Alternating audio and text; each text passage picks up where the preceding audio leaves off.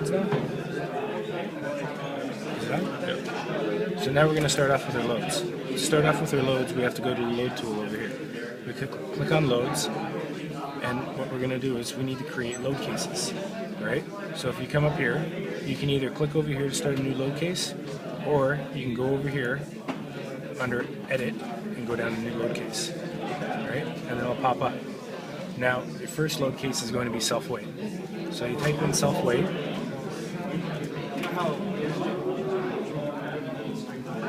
and the thing to notice for self-weight is that your Y is going to be -1. The reason why it's -1 is because it's just like a load. In order to calculate what your weight is for all those members, with all those calculations that you just put in, it needs a value. This -1 is like -1 kilonewtons, right? But what it does is it takes a value per meter for every one of your pieces of steel, because it's actually got its own little database inside here that it understands for every meter to times it by its own weight. And I'll show you that right after I click OK here, and I'll explain that. So if you go back to geometry, and you go back over to your section properties, and you click on your tool, it has your moment of inertia, your gross area, and everything.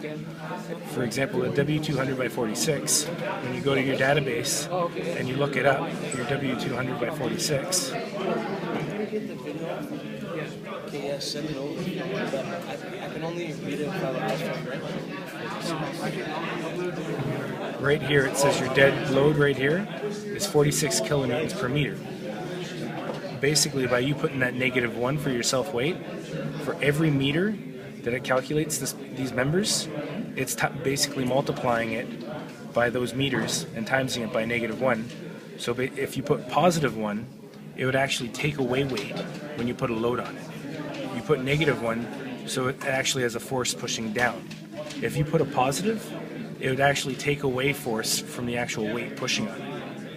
All right? Good explanation. So then you don't click OK over here or anything, because I just showed you that.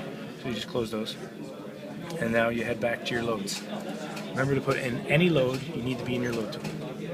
Okay? So we're going to continue on with our load cases, which you can just click on, like I said before here. And you start off with your next load case, which is going to be dead. You click OK. And then you do another one, which is going to be live. And then your next one is going to be wind. You click OK. Now you have all your load cases in. The next thing you got to do, if you pay attention, it says there's a load combination factor. So basically all you got to do is you come over here under edit, you go down to load combinations, you click on your load combination, and it shows up here. Your combo description here, it says combo 1. You can change that so it basically shows up the way you want it to show up. So the first one's going to be dead, including self-weight. So you're just going to go self-weight, dead, right? And then you're going to go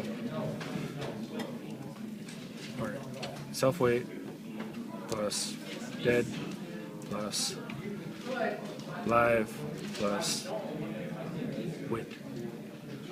That's your load combo description, okay? So now you're going to get over there, you're going to come over here and click on self-weight.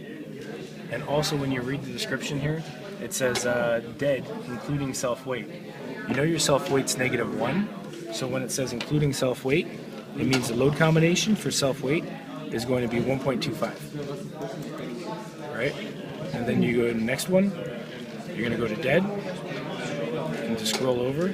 You can either scroll over, or if you want to make it easier on yourself, you can slide these over so it's really easy for you to see, and you can have all of them in one little video. Right? So you got your self-weight, your load combo factor, your dead load. Again, your load combo factor over here for dead is going to be 1.25. Right?